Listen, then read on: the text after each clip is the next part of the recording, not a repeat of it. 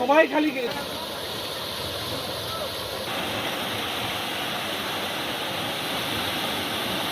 কালকে খুব গতিবেগ বৃষ্টির কারণে দুই সাইড ভসরে চলে গেছে এবং ব্রিজ নিচে দাবে গেছে। আজকে রাত্রে দুটি গেট একটু নিচা নামানো ছিল, নামানোর কারণে আমাদের বৃষ্টি এবং পানি উতাল হয়ে যায়। উতাল হওয়ার কারণে এই বৃষ্টি দুই পাশে ভাঙে চলে যায়। এই ব্রিজটা 2-3 বছর আগ থেকে অচলের মতন লিক আছে, লিকে বস্তা দেয়, মেম্বার আরও কিছু হেল্প করে, মেম্বার কত হেল্প করবি।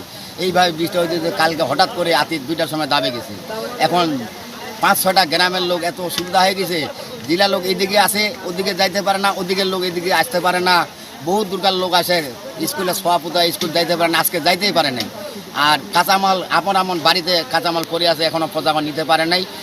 ঘুরে গেলে বহু রাস্তা ঘুরে যাইতে হয়। ঘোরার কারণে সম্পূর্ণ বালা নদীতে চলে গেছে, যার কারণে এই যে নিচ দিয়ে গর্ত হয়ে গেছে, গর্তের কারণে ব্রিজটা দাবে গেছে। নদী খনন করা হয়েছিল অনেকদিন আগে, 1-1.5 বছর আগে নদী খনন করার কারণে এই সময়টা হয়েছে আমাদের।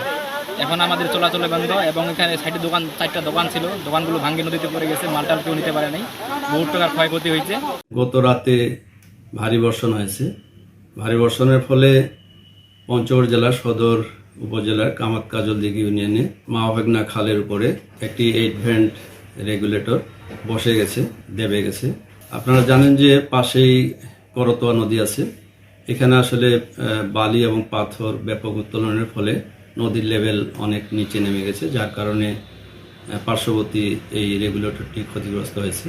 হ্যাঁ, ব্রিজটি দেবে যাওয়ার ফলে পাশেই অ্যাপ্রোচ সড়ক দুই পাশে বিচ্ছিন্ন হয়ে গেছে।